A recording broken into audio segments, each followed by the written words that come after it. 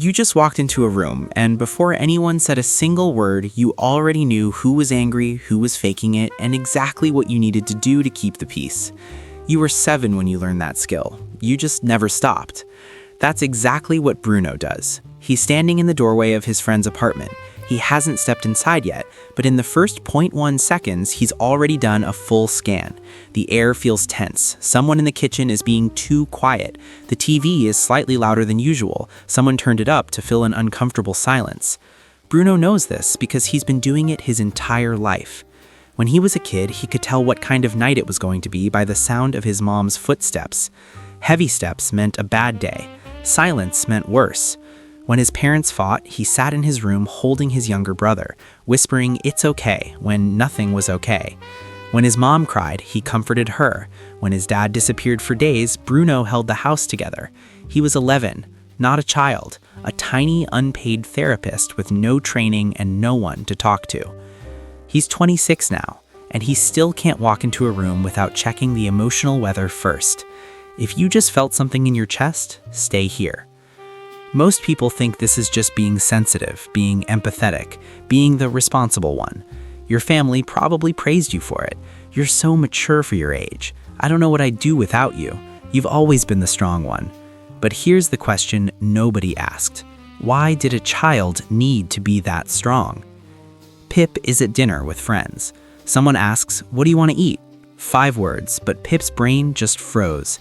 Not because he doesn't have a preference, because he's so used to scanning everyone else's mood first, figuring out what they want, what won't cause friction, that the question, "What do you want?" short-circuits him. After years of making himself invisible to keep the peace, his own wants became invisible too. And it doesn't stop at dinner. Pip is also the friend everyone calls at 2 a.m. when they're falling apart. He picks up every time. Not because he has unlimited energy, because being needed is the only thing that makes him feel like he matters. People call him a great listener. He's not a great listener. He's a trained emotional sponge who doesn't know how to put himself first. Ziggy is at work. His manager sends a Slack message. "Hey, can we talk for a sec?" 7 words. Ziggy's heart rate doubles. He immediately starts rehearsing a defense. What did I do wrong? Was it the Tuesday email? He's building a 10-point defense for a conversation that's probably just about lunch. This is Jade. Justify, argue, defend, explain. When you grew up in an environment where every action needed a reason and silence meant guilt, your nervous system treats a casual question like a court summons, 20 years later. Finn hasn't asked anyone for help in 4 years, not because he doesn't need it, because every time he received help as a kid, it came with an invoice. His mom would do something nice and 3 weeks later use it as leverage. "After everything I've done for you." So Finn learned if you accept help, you owe. Now he's an adult who will work 16-hour days, move apartments alone, and sit in his car crying from exhaustion and still not text a single person. People call him independent. He's not. He's terrified of owing anyone anything. 4 people, 4 completely different symptoms, same root. Psychologist Jonas Webb calls it childhood emotional neglect, SEN. And the brutal thing about it is this. It's not about what your parents did to you. It's about what they didn't do. They didn't hit you, they didn't starve you, but they didn't ask how you felt. They didn't notice when you were scared. They didn't teach you that your needs mattered, that you were allowed to be a child. And because nothing happened, you can't point to a villain. No dramatic event, just a quiet, invisible absence that shaped everything. That's why CEN is so dangerous. You can't grieve what you can't name. And most people who have it start every sentence the same way. My childhood was fine, but... Dr. Gabor Mate explains the deeper mechanism. Every child faces an impossible choice between 2 needs: attachment, the love and approval of their caregivers, and authenticity, being who they actually are. For a child, attachment always wins, because a child who loses attachment doesn't survive. So if being yourself meant mom got upset, you stopped being yourself. If having needs meant dad checked out, you stopped having needs. If showing emotions meant the house got worse, you buried them so deep that by adulthood you forgot they were there. That's why Pip can't pick a meal. That's why Ziggy over-explains everything. That's why Finn can't ask for help. and that's why Bruno still scans every room he enters. If you think you're alone in this, look at the data.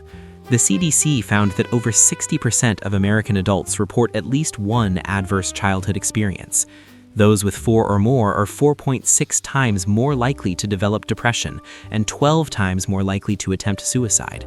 This isn't rare, this is the majority. And if you've been following this channel, Episode 4, Why You're Always Exhausted, Episode 5, Why You Can't Say No, Episode 7, Why You Can't Stop Overthinking, you might have thought those were separate problems. They're not, they're symptoms. The root is right here. You're exhausted because you've been carrying everyone's weight since childhood. You can't say no because refusal meant losing love. You overthink because your brain learned that if you stop scanning, something bad happens. So what do you do with this? The first tool is the Responsibility Audit. Finn did this one. He wrote down every responsibility he was currently carrying: work deadlines, his friend's emotional crisis, his sister's rent, his mom's doctor appointments, 17 items. Then he asked one question next to each: is this actually mine? 9 weren't. His friend's crisis, not his to fix. His sister's rent, not his to solve. His mom's appointments, she has a phone. Finn had been carrying 9 responsibilities that belonged to other people and calling it love. It wasn't love, it was a childhood pattern. If I carry it, they'll stay. If I put it down, I'm abandoning them. The responsibility audit doesn't mean you stop caring. It means you stop confusing your survival instinct with generosity. The second tool is the gray rock method. Ziggy needed this. His dad calls every Sunday and finds a way to criticize his job, his apartment, his choices. Every Sunday, Ziggy used to spiral, argue, defend, hang up shaking.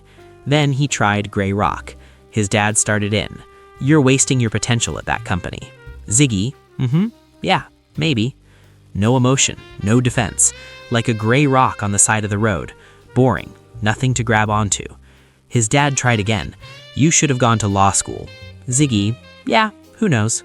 The call lasted 8 minutes instead of 45 because the gray rock method removes the fuel. Toxic people feed on your emotional reaction. When you stop giving it, they lose interest. You don't win the argument, you exit it. The third tool is the information diet. Pip realized that every time he shared something personal with his family, a relationship, a career move, a struggle, it eventually became ammunition. How's that new girlfriend keeping you so busy you can't even call your family? So Pip started reducing the supply. When his mom asked about work, it's going fine. Dating? Nothing new. Short, pleasant, empty of detail. Misty, the one friend in the group who actually studied this stuff, put it like this. Think of personal information like a key to your house. You don't hand your key to everyone. You give it to people who've proven they'll take care of what's inside. If someone keeps breaking things, you stop giving them the key. That's not cruelty, that's common sense. Now, here's what nobody tells you. When you start doing this, when you set boundaries and stop managing everyone's mood, you are going to feel an overwhelming, suffocating amount of guilt. Your brain will scream that you are a terrible, selfish person. Let it scream. Guilt is just the entry fee you pay to get your life back. It's the price of breaking the pattern. You might never get the apology. Your parents might never understand what they did. And waiting for that moment is another trap, because you're still giving them the power to free you. You have to free yourself. And that starts with one sentence most people take years to say. I didn't get what I needed, and that affected me. That's not blame. You can love your parents and still acknowledge they didn't give you what you needed. Both things can be true. Bruno sat alone one evening and said it out loud. My mom needed me to be her rock, and I was too young for that. He didn't call her, he didn't confront anyone. He just let himself feel it. And for the first time in years, something loosened in his chest. Bruno still scans the room when he walks in. Probably always will. But now he catches himself, and instead of adjusting to everyone's mood, he pauses and asks, is this my emergency, or am I just running the old program? Finn asked for help last month. Texted a friend, I'm having a rough week. Hardest text he ever sent. The friend said, wanna grab food? Nobody sent an invoice. Ziggy's dad still calls on Sundays. The The calls are shorter now, not because the relationship is fixed, but because Ziggy stopped trying to fix it. And Pip ordered what he wanted for dinner last week, without asking anyone else first. He felt completely selfish doing it.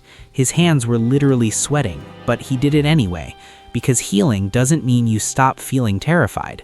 It means you stop letting the terror make your decisions. So here's your challenge. This week, the next time you feel that pull, the urge to fix someone's mood, to say yes when you mean no, to scan the room before you've taken off your jacket, pause and ask yourself one question. Whose weight is this? If it's not yours, put it down. You've been carrying it long enough.